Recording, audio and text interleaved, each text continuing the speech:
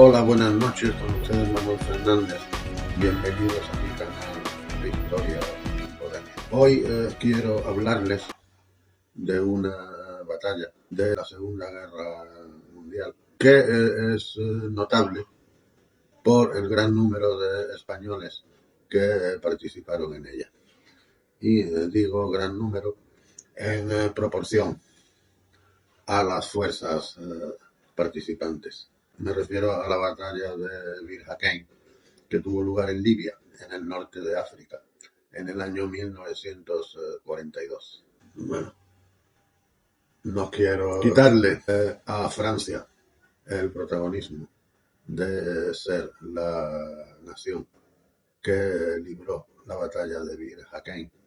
Bir Hakeim, una posición en el desierto de Libia, fue defendida durante varios días contra fuerzas muy superiores por la primera brigada de las fuerzas francesas libres. No toda la brigada participó en el combate, porque había elementos en segunda línea, pero en la posición en sí había alrededor de 3.700 hombres. Y de estos 3.700, aproximadamente 900 eran españoles, eran la cuarta parte. Estos españoles eran exiliados republicanos. Es sabido que cuando Franco tomó Barcelona en febrero de 1939, pues cientos de miles de personas pasaron la frontera.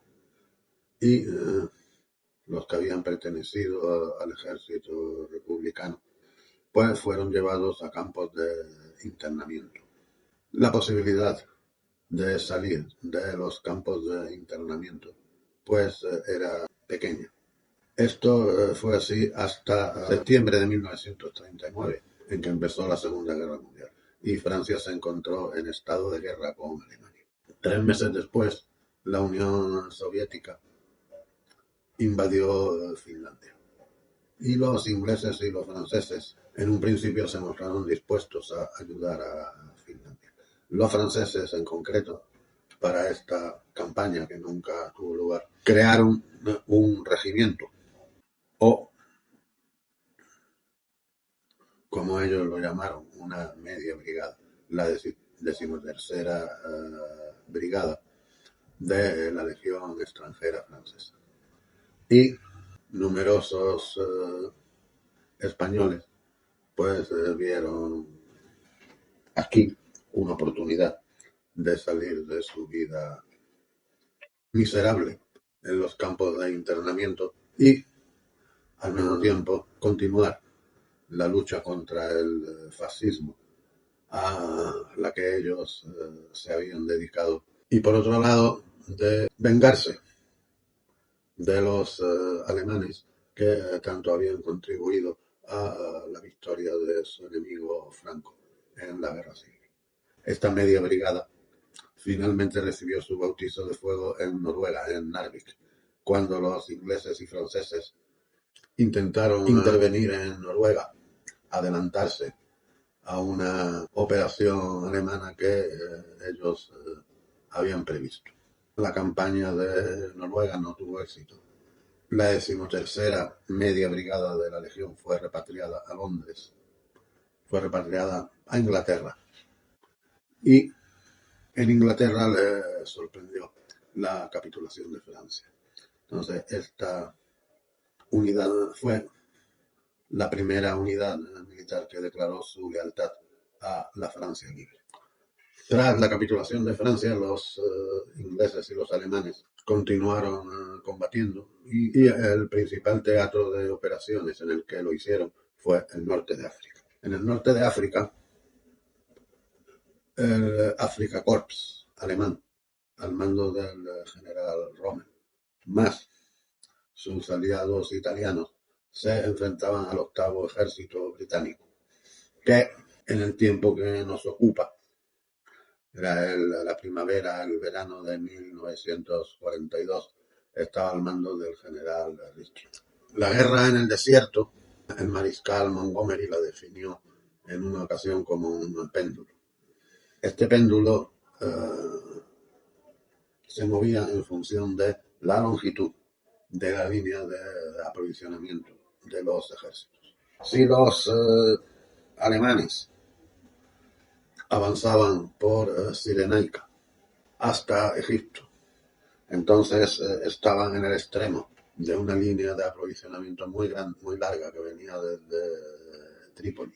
Al contrario, los ingleses se encontraban al extremo de una línea de aprovisionamiento muy corta que venía desde Suez. Al final, los alemanes perdían el ímpetu ofensivo y era el turno de los ingleses. Este péndulo funcionó varias veces hasta que finalmente, gracias a la entrada de Estados Unidos en la guerra y a la gran cantidad de suministros norteamericanos, en la batalla del Alamein, Montgomery logró tomar la iniciativa y no perderla hasta expulsar a los alemanes y a los italianos de África. Pero en la primavera de 1942 era Rommel quien tenía la iniciativa y los británicos los que se retiraban hacia Egipto. En ese momento todo consistía en ver cuál de los dos conseguía suficientes suministros para tomar la iniciativa. Los ingleses estaban en desventaja, entre otras cosas, porque los alemanes habían traído de Rusia una fuerza aérea muy considerable, con la que habían conseguido neutralizar Malta, que era la principal base de los británicos en el Mediterráneo central. Con eso, el Afrika Korps y los italianos pues habían logrado recibir suministros suficientes para pasar a la ofensiva. Los ingleses decidieron hacerles frentes en una línea que iba desde las cercanías de Tobruk en el Mediterráneo hasta unos 80 kilómetros tierra adentro, llamada la línea Gazala. Los británicos tenían alguna superioridad numérica, pero no mucha, eran 110.000 contra 90.000 alemanes italianos. Y la línea consistía en una serie de posiciones fortificadas, rodeadas de alambre de espino y de campos de minas. Cada posición estaba a unos kilómetros de la siguiente. Y entonces estos huecos se cubrían por constantes patrullas. La posición más hacia el sur de la línea era Bir Hakeim. Bir Hakeim significa el pozo del sabio, pero en la época de la que hablamos ya ni pozo había allí, el pozo se había secado y era un lugar completamente inhóspito. Pues la defensa de esta posición se encargó a la primera brigada de la Francia Libre. La brigada la mandaba el general Koenig. Consistía, además del 13º Regimiento de la Legión Extranjera, pues de un batallón polinesio, un batallón de fusileros de marina, entonces marinos que habían sido desembarcados de sus buques, y del batallón de marcha del Chad, aparte de artillería, ingenieros y otros servicios.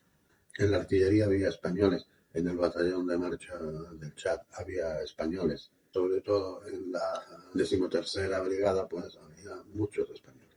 Había también muchos hombres de otras nacionalidades, entre ellos alemanes y austríacos que habían luchado en España en las brigadas internacionales.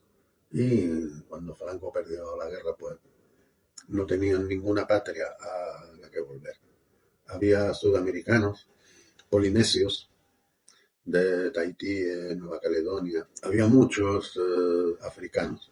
Los franceses tenían un cuerpo llamado la artillería colonial, donde había artilleros malgaches, nigerianos, senegaleses. Una unidad donde la lengua usual era el bambara, una lengua del África Occidental. El ejército que defendía Bir Hakeim enarbolaba bandera francesa, pero en él estaban representadas muchísimas nacionalidades. La línea fortificada que Rommel tenía que atacar, pues tenía una longitud de 60 kilómetros o más. Más al sur de Bir Hakeim no había ninguna posición, porque ahí empezaba lo que se llamaba el Mar de Arena, un lugar en el que no había pistas ni caminos, ni podían circular la mayoría de los vehículos, y sobre todo donde era imposible establecer líneas de abastecimiento, tanto para defender una posición como para atacarla. Rommel decidió atacar la línea Gazala precisamente por su extremo meridional, por Bir Hakeim.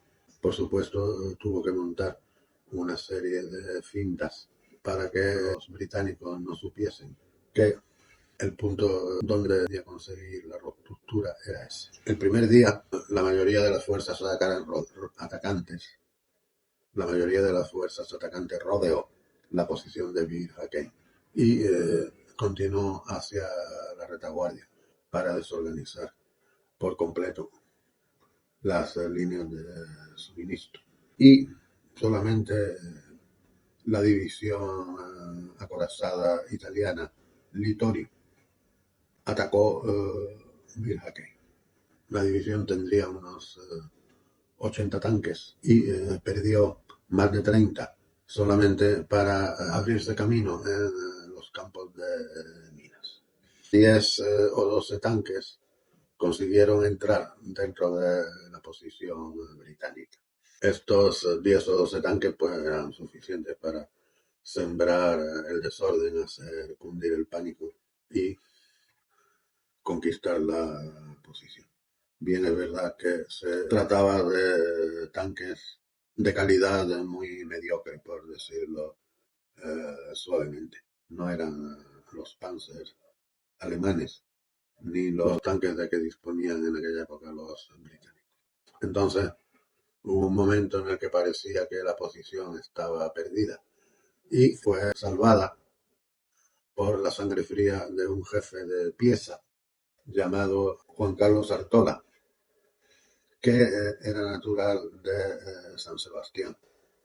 Y lo que hizo, su pieza era un cañón de 75 milímetros, estaba enterrado. La dotación de la pieza, había 2 o 3 españoles y había también un polaco, un checo, era de lo más variopinto. Pero el jefe de pieza era Artola. Y Artola se dejó sobrepasar, se dejó rebasar por los tanques italianos, que no lo vieron. Una vez que había quedado a retaguardia de los tanques italianos, empezó a abrir fuego con su pieza, disparando hacia la parte trasera de los tanques, que era donde el blindaje era más débil. Y entonces lanzó un grito que se hizo famoso. Gritó: «¡Como en Madrid!». Y los hombres de la legión extranjera francesa, los españoles en especial, comprendieron lo que quería decir. Y usando cócteles Molotov, atacaron los tanques italianos por la parte de atrás, donde eran más vulnerables. Entonces el intento italiano fracasó. Los alemanes, ante esto, pues estrecharon el cerco a la posición, la bombardearon con aviación constantemente. Hay que decir que en esta época, estamos ahora en junio de 1942, ninguno de los dos bandos tenía superioridad aérea y los dos podían efectuar, con un poco de suerte, pues bombardeos, ataques a aeródromos, etcétera, etcétera, sin que el enemigo pudiera evitarlo. El enemigo se limitaba a decir, como en el romance: «Si hoy ha sido la suya, mañana será la nuestra». Sin embargo, los alemanes habían conseguido debilitar las posiciones cercanas a Bir Hakeim, con lo que las comunicaciones eran cada vez más difíciles. Nunca cesaron del todo. Hemos dicho que darle a aquella posición el nombre de El Pozo del sabio, pues lo de pozo era honoris causa, no había agua. Había que llevar agua regularmente para que la posición se mantuviera. Pero a medida que se debilitaba el contacto con las posiciones vecinas, esto cada vez era más difícil.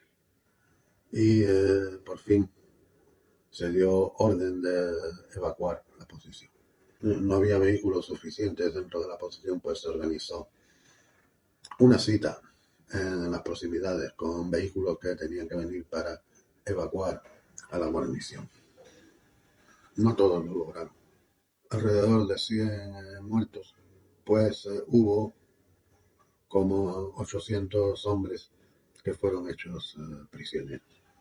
Y el destino de estos hombres fue muy trágico. Muchos de ellos fueron evacuados a Italia y el barco en el que navegaban pues fue hundido por los ingleses, que ignoraban quiénes eran los prisioneros.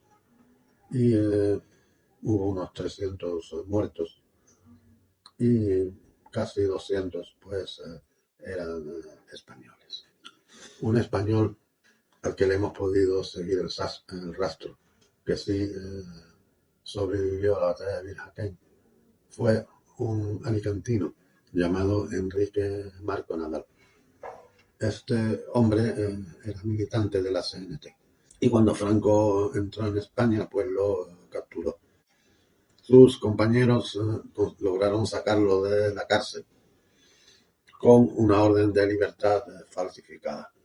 Y una vez que estuvo libre, la CNT lo envió a Francia con una representación oficial ante los partidos, los sindicatos del Estado francés.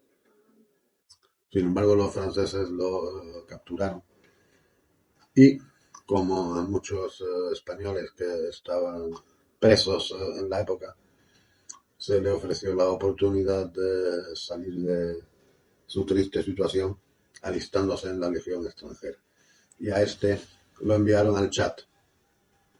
Allí se unió al famoso batallón de Marcha del Chad y esta unidad terminó en Virjaquén. Enrique Marco Nadal hizo toda la guerra hasta que fue hecho prisionero en el año 1945. Después fue liberado y volvió a su ciudad natal, donde murió en 1991. Otro personaje que participó en la batalla de Virjaquén, de quien merece la pena hacer mención, es una ciudadana británica llamada Susan Mary Gillian Travers. Esta mujer, quizás por ser hija de militar, su padre era almirante, pues le gustaba lo de llevar uniforme e ir a la guerra. Se alistó en la Cruz Roja francesa como conductora de ambulancia. Posteriormente pasó a ser chofer del médico jefe y en Virjaquén se le asignó el puesto de chofer del general Koenig, el comandante de la primera brigada de las fuerzas francesas libres. Cuando se dio la orden de evacuación, fue ella quien condujo el coche que sacó al general de la posición, con considerable riesgo de su vida, porque el coche recibió por lo menos 7 balazos. Posteriormente, ella y el general Koenig se convirtieron en amantes, pero cuando Koenig recibió un ascenso, se le cambió de destino y era un hombre casado que continuó viviendo con su esposa. Pero Susan pasó a la historia porque fue la única mujer de historia a la que se le permitió alistarse en la Legión extranjera francesa. Tuvo el grado de ayudante mayor y después de la Segunda Guerra Mundial. Sirvió también en Indochina. Bueno, pues esto ha sido todo por hoy. Les agradezco su atención. Si le dan al botón me gusta, pues tengo ya 2 cosas que agradecerles. Y si se suscriben al canal, en vez de 2, serán 3. Muchísimas gracias.